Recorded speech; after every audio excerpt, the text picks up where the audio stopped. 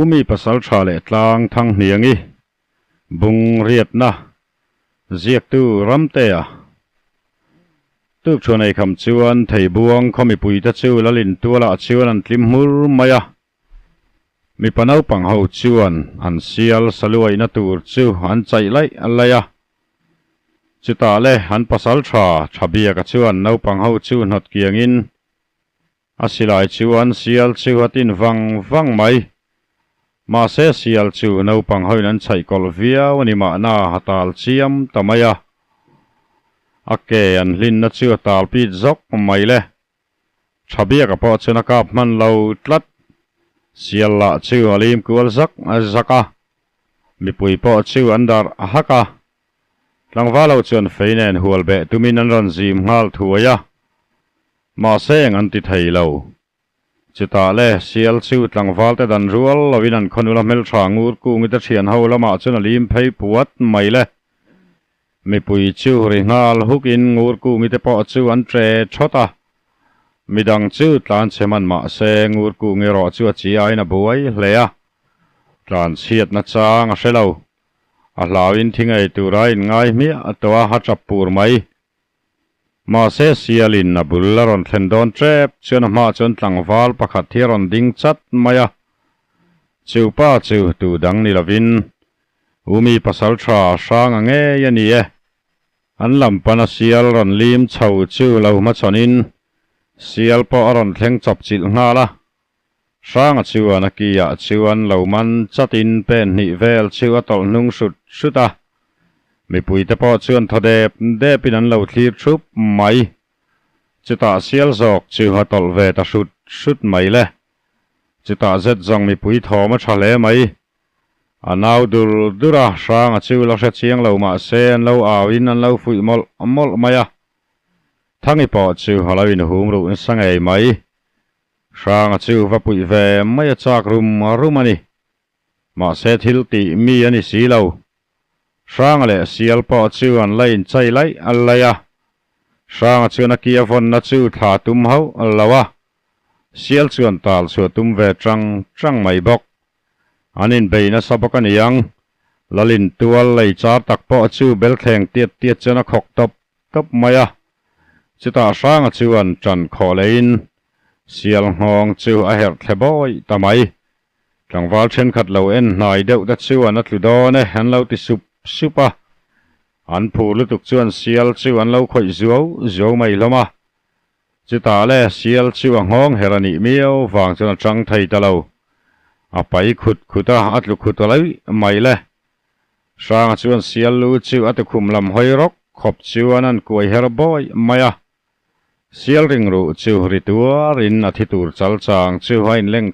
khata mi pui chu au durin tlangwal te chuan sang a chu ha ti sha chang loin an ron zon ngal vata chung lama vorin an dong le thina sang ai ro chu a zakril ru hle thunga a mangai sang an siara ke utluk meu a chuan thangi po chu zuang lo chawani e mi mit mai ven ngai lo se zong tlan phein sang a chu awaku vong nge yang chita bulading ve thei buang lal fanu chuan khazet chu kathil mu nam ti ber alani in khatlang wal kha hani tiro thangi bula chuan ron ti sa mani sa thangi chuan lo ti ve in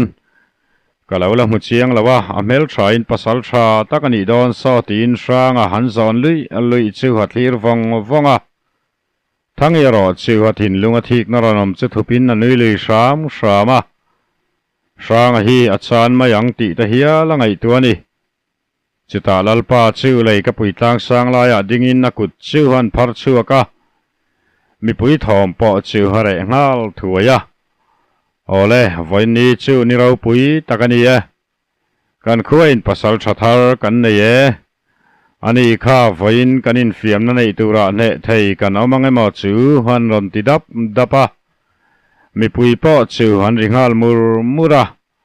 an khobuan chak chuan an enin buana chuan anin tumtok viau tura chuan an ngai ni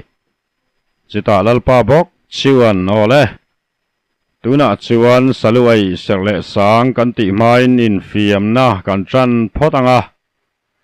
veng sang ayo in thlang chua kula kan tran nga lang ngaron tile ta mi pui po chu an zingal mura in fiam na chi sang tel tur te an thlan fel nu chuan an tran ta thei buang kho bo ruak chuan uam te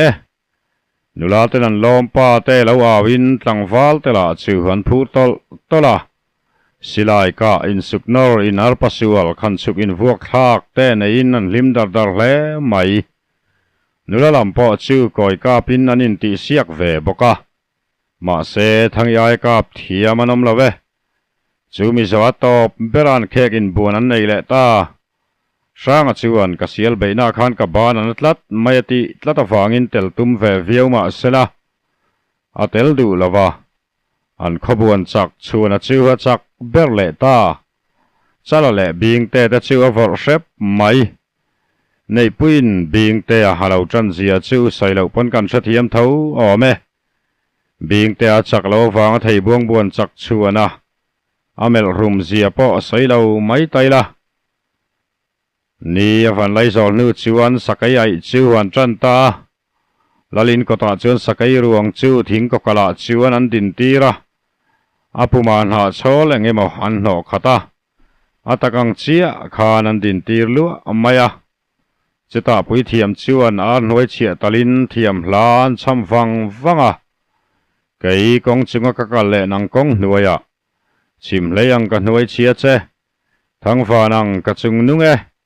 khua wangin min hualanga ka kal le mi hual zelang tin an cham zo chuan mai hunin ar ngong chuan khup nana chuta akha tokin dar khuang an tum vut avut mai bok dar bula chimbuk le peng in tu alulam kong ti chuan tum vu mai boka an sakai ai ngei mai vun chu sakai lanungang chia chuan an siama alu vun zona chia chuan sakai luru khelfai vek to chu an da boka muallaya chuan an din tira an lalpa le a hel pui tur mi paruk vel chu lalina tang chuan an lo chuaka mei chianga in thuam vekin kor chei an ha puan rin an sina puan an khum boka saha beng be an bea pai kong an phura tui bura chul huna ham khuk thai tura vut ta beng kha an zuwa pon fen an feng boka lalpa ber chuan mui thura kenga sakai ruang chuan chai vela lalin atanga lo chu khan paphok zet mai paluaya hatel vea in siam chien nui za siama me pui chuan nui dura lalero chu nui ve thian lo wangin na in sum shama anui vai chuan ai lo wang an niin achunga thil thalo engemaw thleng don niin an ngai ni chu wangin saku azak zia hanui palpoin saku chu anui ani atianga engma apoi to lawani lal chuan mui thurin an la thur de dua chita darbu le dar khuang le kol khuang nen sakai lulam lapui bermai chimbuk le lam kong ti chu han tuma dar khuang an tum vut mai boka akhono tin mi pui chuan an lo thira amual rumin a rum lua mai ni lalle nung zui tu ta chuan sakai ruang chu diriam takin an chain an lam huala lalpa chuan mui thur pa zelin na sakai lu chu mui thur chuan vakhak ti le zau thina atui zbur zu ko vut an beng kha to gina ham khule lui thin boka tham lo takin sakai ruang chu tong khumin na chai pa reng bokani lalle anung zui tu ta chu in chunga chuan lu tin mei chathuam chu lipin pasal thathuam in anin thuam ta thunga lalpa chuan diar tiara khima vakul changa ton ngau mai boka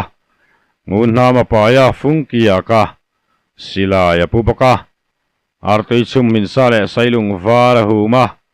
sakai ruang ma chuan a handinga sailung var khabara anin artui kha han homin ka nangin sailung var hi aila kain artui ka yang tulem masasa anunung zok chu doi zok a kan tiang chu kai zo to si ni lai zo ve nang e nang kong nuai ka lang kai kong chunga nang chim kuna tangin ni lo thokanga kei mar khosanga tangin nang chim mi huai ni la kei mar mi huai kani yang tia hadiriam nuwa alua chon voi thum man sa ta silai chu wamu tello zen ringot thunin nakapa la sa chung chuana kal hualanga ama zui tu te po khan an ron ti ve don ani chita lalina chuan an lu san ta sakai ruang chu pathen khat chuan an zona dai pona chuan an pai ta dai maya an saluai chuan zauta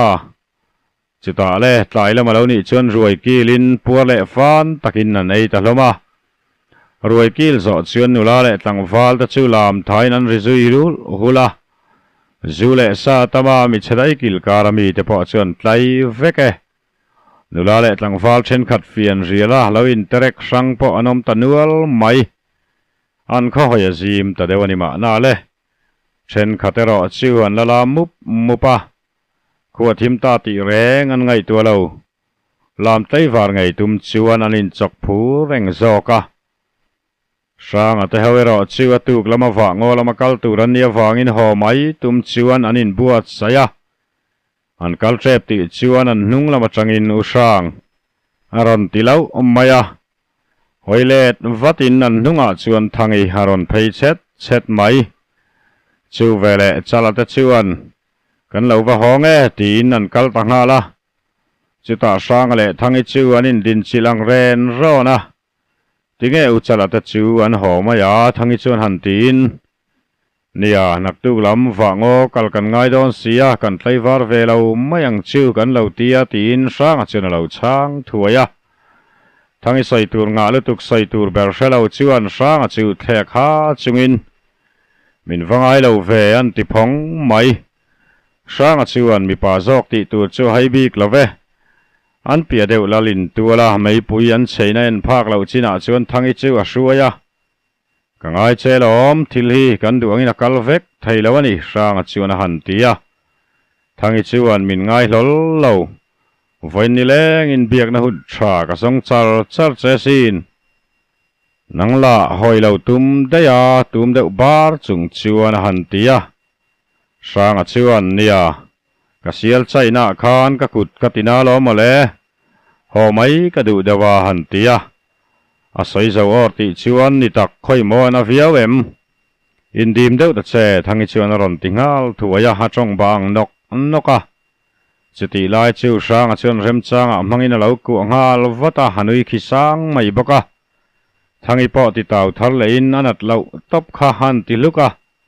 sang ku anai ro tal chu tum der lawa reitok fang chu ngoi dun wangin lalin tuala nula le tlangwala mup chu han thir dun wanga chita sang chuan thangi khutiang anga mi pa ngai ni eng ma eng tau nei lawam khuka chak ve thin ngot mai ma se he khu hian kan tui tla lo viau mai sia a han tia thangi chuan usang he khu hian min lom viau ani lomi voina siali baya chang phei ka chuan nang chuan ngai na che tia chiang rengalom kan lal fanu tia min sang mel zau pa chuan an tia sang chuan chu jang do tani chu lal fanu rau rawa chuan ka thlang zok che ti paina ku nget sawa thangi chuan engma soilo chuan anui vera sang bok chuan wa ngo changin nge karon honang che han ti dain i nangma thangi chuan alo ti thuaya sang po chu halai lek hial mai chita thangi bok chuan ka ho hun ta kani bula nei pui mu lok ka du ka tia rei min lo ti lu tu kang ti paina thau ngal vuta sang chuan pot chule ngal thuain thangi ron thu chia chu heng sai se to lo chuan a he vam hiam maya chuan lo fok ngal vonga thangi po chuan a chang le thakhop mai tuma ti buai lo nom rang thei se hlim takin nom kum khuwa thei tur le chita reiam to lo chuan anin then ta an chan chin saya han chiat na tu lo ruam han tu anom ti reng an hrelo ni chu mi ta chu tu dang ni lovin an lalpa le fa pa an ni sia lalpa hian bon pui kho hi a huat na la re thei ho an lo ni an lal fanu thangi wangin an khu hian om tir mai maya chu po afapa nu puyata na du wang chawani e bon puitlang wal pathum ta chu naktuk lama silai la turin a khomi som vel nen an kaldona chu rem changa mangin ruwa manate nom tak an siam ta ni bon puitlang wal pathum ta chu nung damin an ron ho to turan ni lautin an kal pui tur tlang wal ta chu an cha diam boka lo ting takang mole sang le thangitan chuan mel mai nan hual vel an sia eng tika takan tan kol ve eng veang mo jing khowar thleng mai chonalin tual chu halari mu preng maya sang atero thei buang khotlang wal som nen kot chu chuan pan mek thunga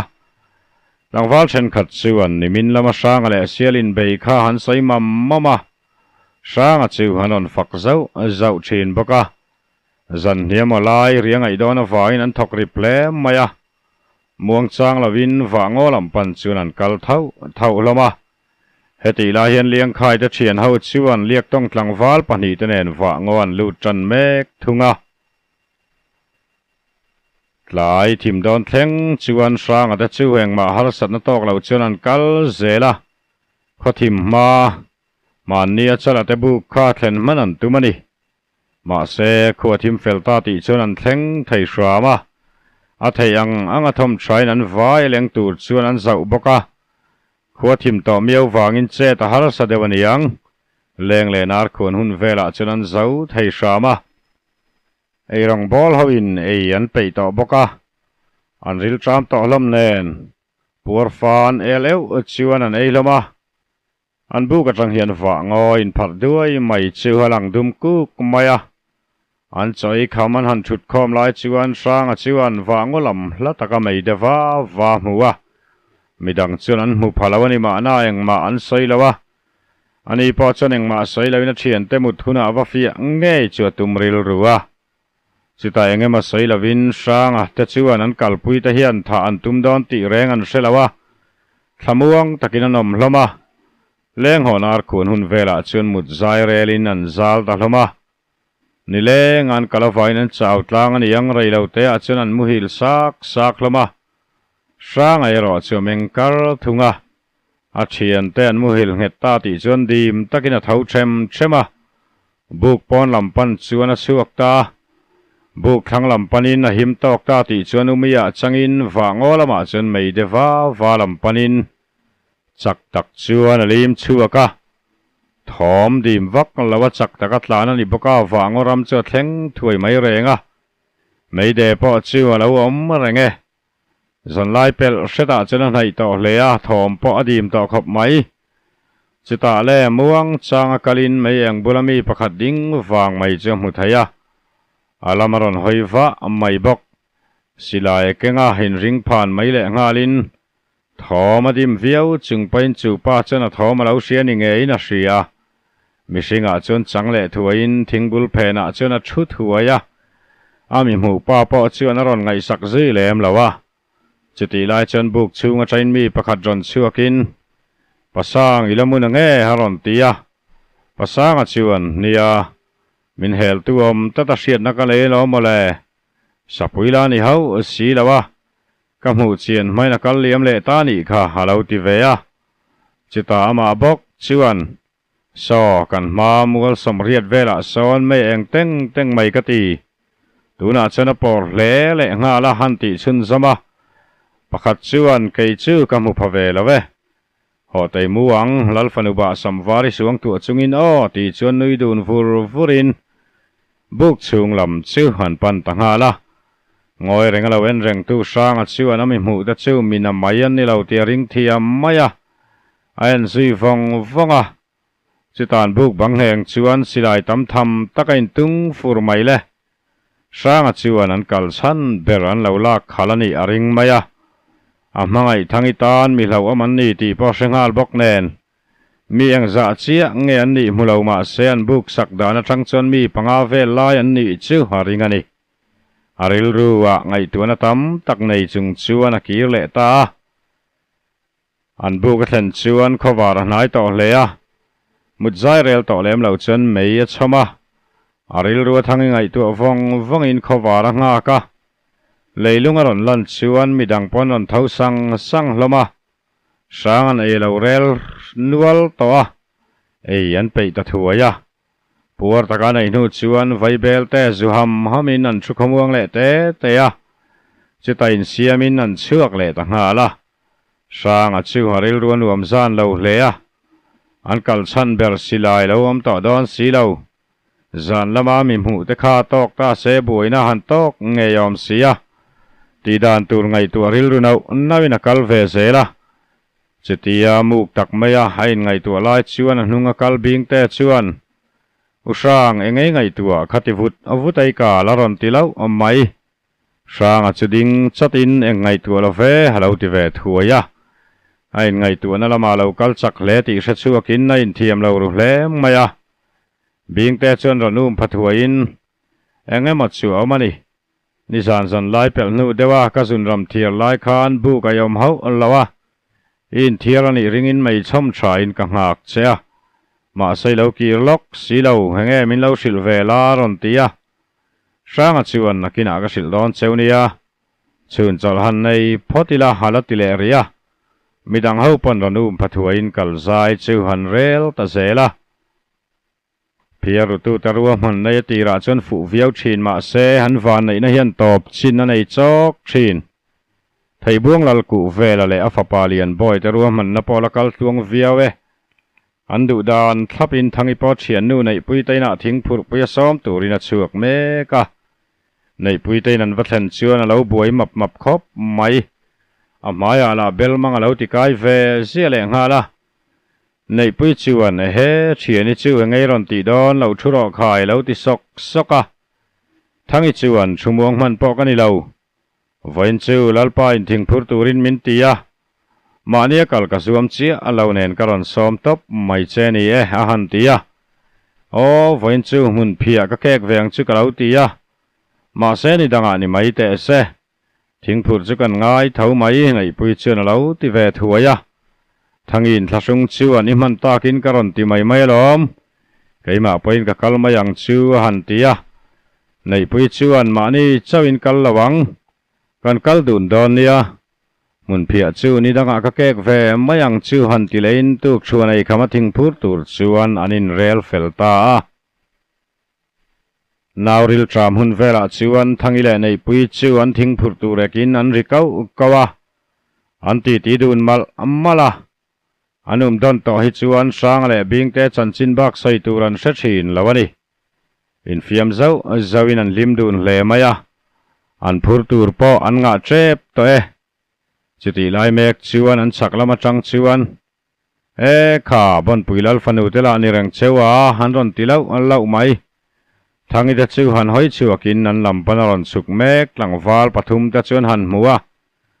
nei pui chuan hemi te hian an khuale tuya min ngai thei lawani hi bon pui tiritel zi alom mai tiru sa thangi ro chu hanui maya chuta tlangwal ta chu ron thleng thlain an ron ribuan buan tamai thangi chuan thian teu khonge kalin tuma in ron lan hlol ni nui sei pa chuan alo tia an zinga pakhat chuan hei in chak tur mau put kan tuma kan hmu tak si a cheu chuan in bula hian kan thep ve mai mayange han tia nei pui chuan a tong kam vel chu ei hlol lawa halo tum bar mai thangi han tong le ma chuan tlangwal pakhat chuan thangi chu hetiang hnai hian kalo la hmumia a lo che i lo mel thange ye ti paina ron ku thuaka thangi chuan thilom dana dik don lo ti hria in en teu thian teu kaini chuan kan ho san phot mayang cheu a han tia ho tum chuan in siam mola ma se chuti maya ho ti ran tum lo melani pakhat chuan thangi churon kualein thangi chu tre thota la ho bik la vela omriang haron tia thangi chuan tal chat pain khoi min tharo ivan zaklo ve thinrim tak chuan a han tia ma se om lo nei pui pot langwal pakhat chuan man bet meka chita pakhat chuan thangi chang du lo mai ro saluai zan po khan tlangwal pakhat nen inom dun lai kan hmureng chewalo maron tia tlangwal ho chu ngayom takin an nui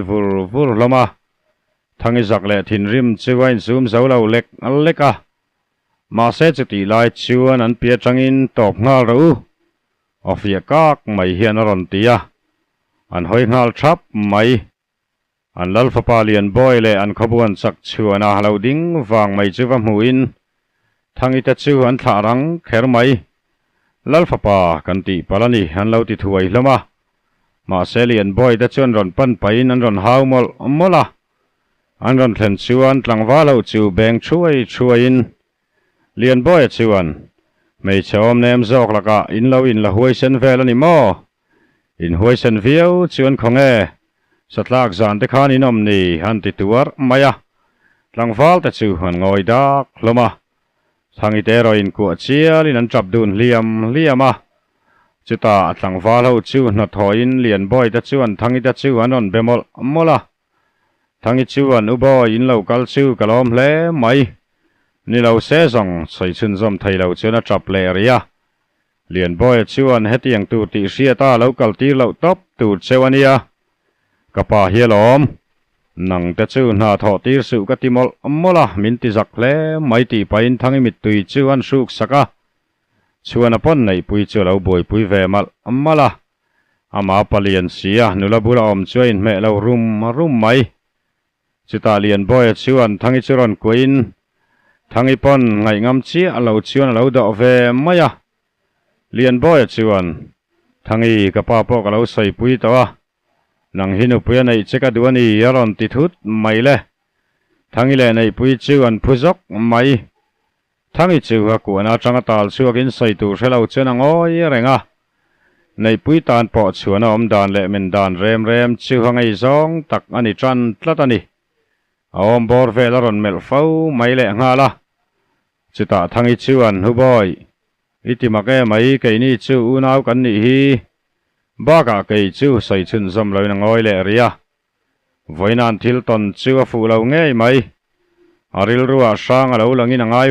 vonga u sanga haron ti chuak phong mai le chu vele lian boy chu ding luain sanga manza nai tom pui khamo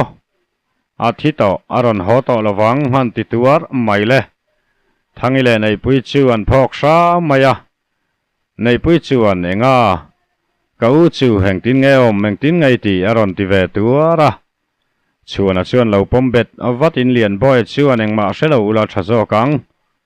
in tlangwal pathum te kha han thivek to nui vur pa chuan ron tia thangi chuan om ngai na reng a selo lian boy chu beng thuai maya ka sang chu nang hian I that lawang man tiram mak mai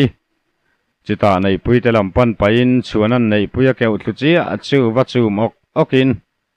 thangal ro tenom pa han ti tuara ma se ma po chulian boy chuan ron thamin na the thal ngal chuai mai nei pui chu ril rumu mal lo tak chuan a oma au le bing te ngai toina trap pur mai thangi chuan nei pui min chan ro aron ti ri chuan ron ti harin ama sual tima boi mek chuan a chu apuma chana tlo pop mai le chuan a po mei chetha satli ani lo ama ai po tha sui nga ti hriat tak mai in thato pat lo wang chana leng dor maya an pi lam thum vel la ya chana tla thum chok mai le an thoma wangin lian boy po thangi tho sanin aron ding chuaka nei pui chumak ti takin a thira a chem pui chu ha chu vat boka nei pui om dan chumak ti lo chiani lo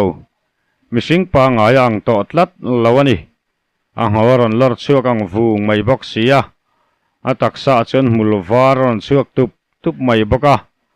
akut tin sei tak mai ta chu ara pome matin ni lian boy om nalam chu haron pan chek maya amin mengdum kak mai chon lian boy chu mel run maya chuan a po chu zi trai in aron tho chuaka an lal fa pabula chon ron ding vatin an ma chon chu mishing pa ngai ni ho an lo ti chuan sa chiang dun hlea thangi ro chu thil lo thleng tur thirin mit tui parol chuau chung chuan lo thu chuak ve meka apuan bi chu siam thamol amol boka nei pui chu umia changchia si lo chon mishing ti dona ni thei chi bok si lo chon om me kania huai ni mai o mani nia tuna tak chuan huai ho ai poinara phlak zawk hial ome lian boy te lam chu panina ron kal chata lian boy te chuan lo nga ngot chu du bik loinan ron pan ve boka pasal tra in ti an ni phave tlat sia ma se an mi ma chon chuan an chet ve maina ron chet khal tlat thei to pin lawin veng ve ma se rei lo te an taksa te chu tin siam tak chen ham thler neng nung to maya silai han lo keng tel lo bok nen mei che thing phur sual tura silai ken thu wa om su ti then nei ta lo atopa chuan thei buang lal fapa len khobun chak chuan a chu ngong thler duai chung chuan an tluta rei lo te a chuan nei pui po chu ron pa ngai le thuaya thangi bula kalin anin ku avong vonga nei pui chuan thangi chap chuan he mol renga thangi chuan nei pui poi ka tiletup keima wangin tuali thangai ta sia mana ka mang khanom ka tuma ma se ka thei lawani hati tham triaka nei pui chu ngoi wanga hamit tuya luang nge boka thangi bok chuan usang ate ron ti chuakin nei pui po chuin sum shama kan zon wat angai ni hello ti ve thuaya ma seng tin nge an tiang lalfapa te ruang hi han kalsan ngot thei don emmi an mani tinatu ni ma se an mani anganun rong an ni ve si lawa ril rubuai takanom lai chen an chaklama chang bokin lalfapa in zo to em an ron tilo an lau maya nei pui chu ding vatin ami mu ta chu tu dang ni lovin ni china tlangwal pathum bok te khan lo nia an ron phur thalom em maya nei pui chuan lo ma chon ngal vat mai chutian rin lo tak mai nei pui nan ma lo ding an mu chuan an phuzok loma an bul maya chuan an lalfapa te ruang alo let bal mai bok nen an ngoi chiang te nei pui chuan a ron thleng ma sa pahnih chu lo the perlop alop maya 100 eng tung mai pakhat chuan min nun ro kan lalpa le faparem ruat na vekani halo ti chul maya thangi ronin rol vatin enga han soi chiang te aron ti thuaya chupa chuan khur bawin thilom dan chu soita engkim kha han ruam an na vek alo nia an thing phuran ti buai lai te an lalfapa ten an ron chan te sang ate chan chin thleng chuan a hril ta vek maya a sei zo chuan nei pui chuan lalten om ka chu ho lawang ti pain kholam panatuma ma se thangi chuan nei pui ni love kan ta na him lo mel makara len ka du to lo usang ate zok chu kan zona ngai ni heron tia wangin a ding chata ni e han ti sapin umia changhal thuaya thangi chu a chunga chuangin tlangwal ne na chuan an lo kir le tur thu an sila bon puiral tlan ho chunga eng ma lo thleng tur ani lo ani lo chana poi khapang ti in chu han lal lo sil turin an cha an ram lampan chuan an tlan liam zui tanghal voka an liam chiati chuan an tlangwal tlan san chu lo luat awangin ni khoshelo chuan atluzoi nok mai le chuti lai chuan sang ate chu chofakin wangolam lut turin anin bua sai meka sang chuan zan laman mi mu te chungchang chu saya a sai zo chuan chala chuan iwa sai har ve chuti kan silai lak tur min lak khal to berta chuan enge kan kal zel ni tin sang chu hau mola sang chuan thangi chungchang an saya wang khan ka sailok du lawalom an mani kha kan mu le chuan in biak rem dana om ma na dam diai hian a han tia chutan ngai dan te soi khom lai an lain sang ami mu ta chu mu ve nge yan duwa in biak rem a thailo chuan eng po ti huamin silai pon lak sak mai don ani chung thilawang chuan thei buang tlangwal te pon eng thil ma an lati lawa an thian thatak ang mai nan la oma an lal thupe karon la thei ngil ho lawa rem chang an zong renga silai lo la khal tu te nen in ton huna rem chang thatak awaman ring ani